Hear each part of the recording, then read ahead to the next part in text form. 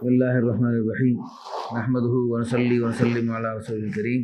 محترم بھائیو، اللہ پاک میری اور آپ کی حفاظت فرمائے۔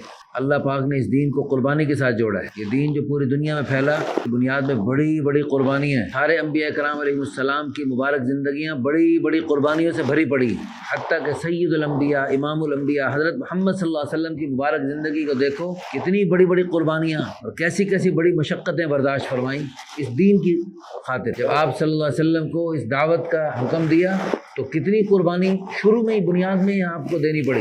تو قریش مکہ کی طرف سے کتنی قربانیاں، کیسی مشقتیں، کیسی آپ صلی اللہ علیہ وسلم کے خلاف اسکیمیں بنائی۔ بس جو ہی آپ صلی اللہ علیہ وسلم نے کام شروع کیا، ادھر سے آپ کے خلاف یہ ساری چالیں چلنے لگ گئے اور آپ صلی اللہ علیہ وسلم کے خلاف جو ہے نا طرح طرح کی کوششیں کرنے لگ گئے۔ صلی اللہ علیہ وسلم مختلف جگہیں اور مختلف حالات دیکھتے کہ بھئی حج کے موسم میں فلاں ملاقات، فلاں سے ملاقات، سوچتے تھے، تدبیریں سوچتے تھے کہ کس طرح کوشش کی جائے، ہے جی، کس سردار سے ملا جائے، کس سے بات کی جائے تاکہ دعوت کا کام، دین کا اسلام پھیل جائے۔ اللہ اکبر! آپ صلی اللہ علیہ وسلم کے قلب مبارک میں شفقت، خیر خواہی کا جذبہ ایسے کوٹ کوٹ کے بھرا تھا۔ اس جذبے کی وجہ سے آپ صلی اللہ علیہ وسلم نہ دن دیکھتے نہ رات دیکھتے اور ایک ایک کے پاس چل کے جاتے۔ ابو جہل کے پاس ایک مرتبہ شدید اندھیری اور طوفانی رات میں بارش برس رہی، اس حالت میں آپ صلی اللہ علیہ وسلم جب تشریف لے جا رہے، ابو جہل کے گھر میں دروازہ کھٹکھٹایا۔ اس نے کہا اس وقت جو بندہ آیا جو بھی کام ہو اس سے بناؤں گا۔ لیکن جب آپ صلی اللہ علیہ وسلم کو دیکھا تو وہ حیران، اور آپ صلی اللہ علیہ وسلم کی اس نے کہا کہ میں جانتا ہوں کہ آپ حق پر ہیں، لیکن بس ہٹ دھرمی اور اس خباثت کی وجہ سے آپ صلی اللہ علیہ وسلم پر ایمان نہیں لایا، ورنہ وہ سب جانتے تھے کہ آپ صلی اللہ علیہ وسلم حق پر ہیں۔ انہوں نے کہا ہم اس کی گواہی دے سکتے ہیں قیامت والے دن بھی کہ آپ نے ہم تک بات پہنچا دی، اور ہم پہنچانے کے لیے آپ نے اپنا سب کچھ قربان کیا۔ اگرچہ اس کو پتہ تھا کہ آپ صلی اللہ علیہ وسلم حق پر ہیں، اس کو کبر اور اپنی سرداری کا زعم، یہ چیز اس کو روک دیا، ورنہ قبول کر لیتے۔ آپ صلی اللہ علیہ وسلم ایسے حالات میں بھی اور ایسے یعنی مشکلوں کے باوجود ایک ایک کے پاس بار بار چل کے تشریف لے جاتے اور اس کو اللہ کی طرف بلاتے۔ آپ صلی اللہ علیہ وسلم یعنی دیکھتے تھے کہاں اس وقت دعوت دینے کا موقع ہے، کہاں میری بات زیادہ لوگ سن سکتے ہیں۔ تو آپ صلی اللہ علیہ وسلم حج کے موسم میں، پہلے جاہلیت، آپ صلی اللہ علیہ وسلم کی بعثت سے پہلے بھی حج ہوتا تھا، جاہلیت والا حج، جس میں ننگے طواف کرتے تھے اور جو ہے اللہ کے غیر کے لیے منتیں اور ذبح کرتے تھے اور پتہ نہیں کیا کچھ حرکتیں کرتے تھے۔ تو آپ صلی اللہ علیہ وسلم نے پھر ان حج کے موسم میں بھی جا کر ان کو دعوت دی اور ان کو اللہ کی طرف بلایا۔ آپ صلی اللہ علیہ وسلم مختلف بازاروں میں، مختلف ان کے جہاں جمع ہونے کی جگہ ہیں، ذو عکاظ، مجنہ وغیرہ، آپ صلی اللہ علیہ وسلم وہاں بھی جا کر ان کو اللہ کی طرف بلاتے تھے اور اپنے تبلیغ کا حق ادا فرماتے تھے۔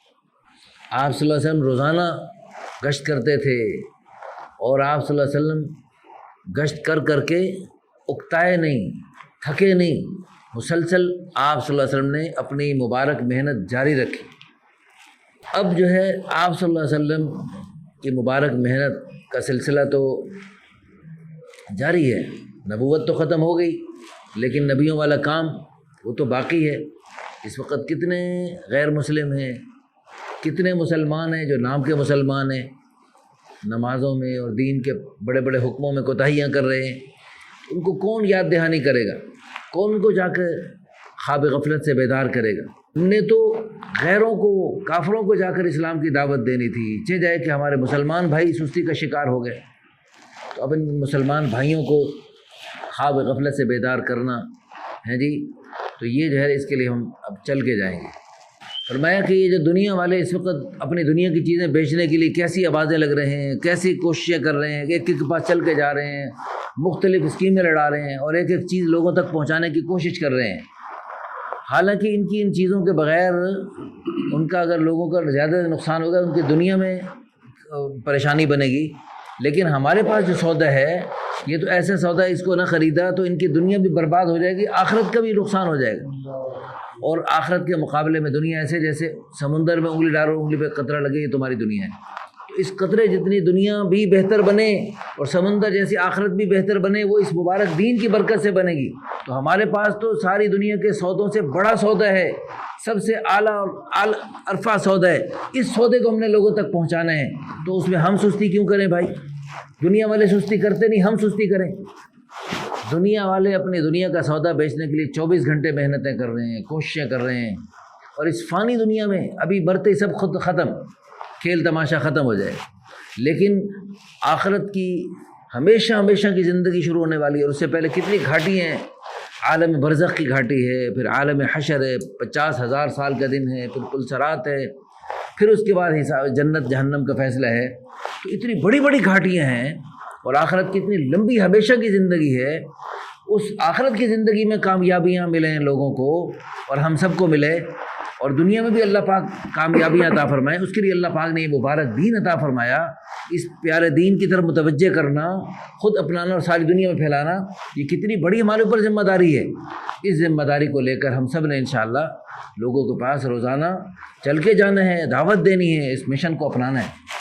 محترم مہمان نے فرمایا کہ رسول اللہ صلی اللہ علیہ وسلم کے طائف کے سفر کو یاد کیجئے، کیسی دشوار گزار چڑھائی، اور پھر آگے کیسے الٹے سیدھے جواب، پھر وہ تیر تلوار کے زخموں سے بڑھ کر یہ زبان کا زخم ہوتا ہے، وہی کافی نہیں، پھر پتھراؤ ہوا اور لہو لہان ہو گیا آپ صلی اللہ علیہ وسلم۔ لہو خون فوراً نہیں نکلتا، ایک پتھر لگتا ہے، پھر پتھر لگتا ہے، پھر پتھر لگتا ہے، پھر وہ زخم ہوتا ہے، پھر وہ رشتہ ہے، پھر وہ خون بہتے بہتے آپ صلی اللہ علیہ وسلم کے مبارک جوتے تک چپک گئے۔ تو ایسی بڑی بڑی مشقتیں آپ صلی اللہ علیہ وسلم نے برداشت فرمائیں۔ تو محترم بھائیو دوستو، اس وقت انسانیت جو ہے نا کس طرف جا رہی ہے؟ تو آپ صلی اللہ علیہ وسلم کی مبارک سنت تھی، فرمایا میری تمہاری مثال ایسی ہے، ایک آدمی نے آگ جلائی، پتنگے پروانے گر رہے ہیں، ان کو ہٹا رہے، پھر اسے گرے جا رہے ہیں، فرمایا ایسے تم دوڑے چلے جا رہے ہو، میں تمہیں کمر سے پکڑ کر تمہیں جہنم کی آگ سے ہٹا رہا ہوں۔ تو رسول اللہ صلی اللہ علیہ وسلم نے ساری زندگی جہنم کی طرف دوڑتی انسانیت کو جہنم کے راستے سے ہٹا کر جنت کے راستے پہ ڈالا۔ اب یہ حضور صلی اللہ علیہ وسلم والی اس مبارک سنت کو ہم نے اپناتے ہوئے لوگوں کے پاس چل کے جانا ہے۔